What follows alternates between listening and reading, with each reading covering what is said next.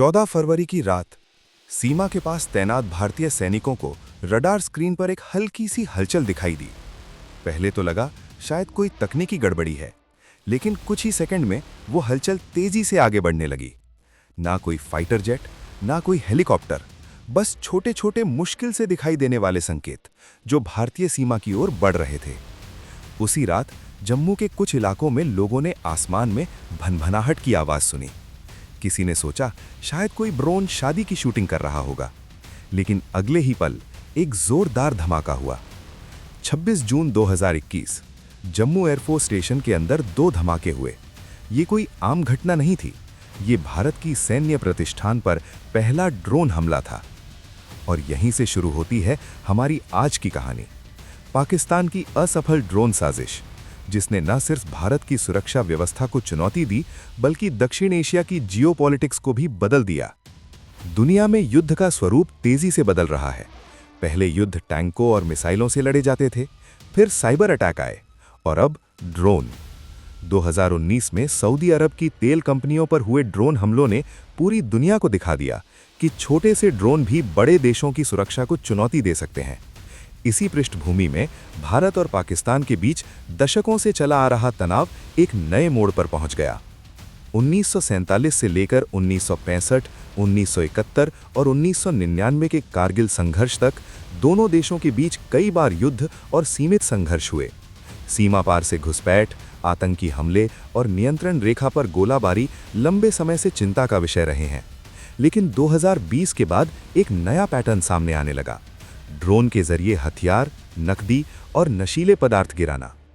26 जून 2021 की रात लगभग 1:40 पर जम्मू एयरफोर्स स्टेशन के टेक्निकल एरिया में 2 कम तीव्रता वाले विस्फोट हुए। पहला धमाका एक इमारत की छत पर हुआ, दूसरा खुले क्षेत्र में।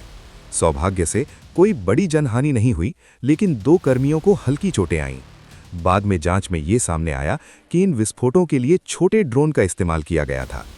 ये घटना ऐतिहासिक इसलिए थी क्योंकि पहली बार किसी सैन्य प्रतिष्ठान को ड्रोन के जरिए निशाना बनाया गया था।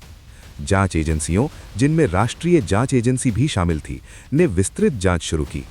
शुरुआती विश्लेषण में संकेत मिले कि ड्रोन सीमा पार से आए हो सकते हैं। हालांकि भारत सरकार ने आधिकारिक रूप से किसी देश का नाम नहीं लिया, लेकिन इससे पहले और बाद की घटनाओं ने व्यापक संदर्भ प्रदान किया। 2019 के बाद पंजाब और जम्मू कश्मीर में सीमा पार से ड्रोन गतिविधियों में उल्लेखनीय वृद्धि दर्ज की गई। सीमा सुरक्षा बल ने कई बार रात के समय संदिग्ध ड्रोन को मार गिराया या उनके जरिए गिराए गए पैकेट बरामद किए। इन पैकेटों में AK-47 राइफल, पिस्तौल, ग्रेनेड, IED, नकली भारतीय मुद्रा और मादक पदार्थ शामिल पाए गए। भारतीय सुरक्षा एजेंसियों ने कई मामलों में यह आरोप लगाया कि पाकिस्तान स्थित आतंकी संगठन जैसे लश्कर-ए-तैयबा और जैश-ए-मोहम्मद इन गतिविधियों में शामिल रहे हैं।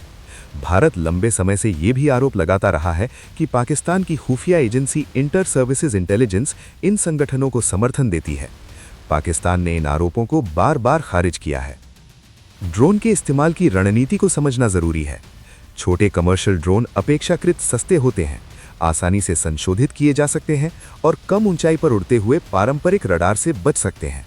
ऑपरेटर सुरक्षित दूरी से इन्हें नियंत्रित कर सकता है। इस कारण ये लो कॉस्ट हाई इम्पैक्ट हथियार के रूप में उभरे हैं। विशेषज्ञों के अनुसार सीमा पार से ड्रोन भेजकर छोटे छोटे हथियार गिराना एक दीर्घकालिक रणनीति का हिस्सा हो सकता है, जिसका उद्देश्य स्थानीय मॉड्यूल को मजबूत करना और सुरक्षा बलों को लगातार सतर्क अवस्था में रखना है।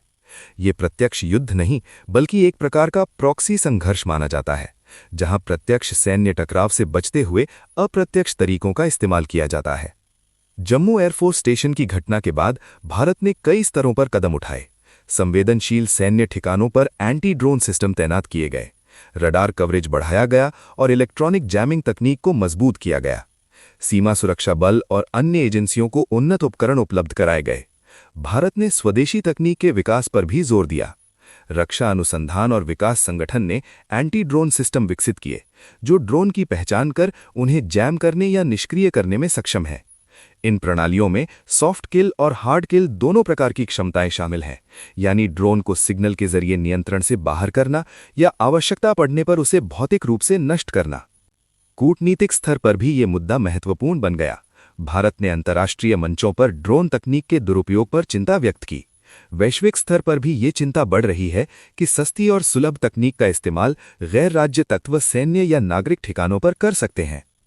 इस पूरी घटना का सबसे अहम पहलू ये था कि संभावित बड़ा नुकसान टल गया। कोई बड़ी जनहानि नहीं हुई। सुरक्षा एजेंसियों ने नेटवर्क की जांच कर कई संदिग्ध मॉड्यूल का पर्दाफाश किया। सीमा पर निगरानी और भी कड़ी कर दी गई। इसलिए जब इसे असफल साजिश कहा जाता है तो उसका अर्थ यही है कि हमले का उद्देश्य बड़े पैमाने पर नुकसान पहुंचाना या मनोवैज्ञानिक प्रभाव पैदा करना हो सकता था, लेकिन वो लक्ष्य पूरा नहीं हो सका। आज भारत पाक सीमा पर ड्रोन रोधी उपाय पहले से कहीं अधिक मजबूत हैं। मल्टी लेयर डिफेंस सिस्टम, बेहतर समन्वय और तकनीकी निगरानी ने स्थिति को काफी हद तक नियंत्रित किया है। 26 जून 2021 की वो रात एक चेतावनी थी कि युद्ध का चेहरा बदल चुका है। अब खतरा हमेशा बड़े बम या लड़ाकू विमानों के रूप में नहीं आता।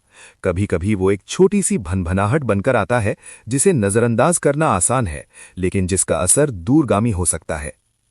ये कहानी सिर्फ एक हमले की नहीं, बल्कि बदलती सुरक्षा चुनौतियों की है। ये कहानी है तकनीक के दुरुपयोग और उसके खिलाफ तकनीकी जवाब की। और ये कहानी हमें याद दिलाती है कि आधुनिक दौर में सतर्कता ही सबसे बड़ा हथियार है।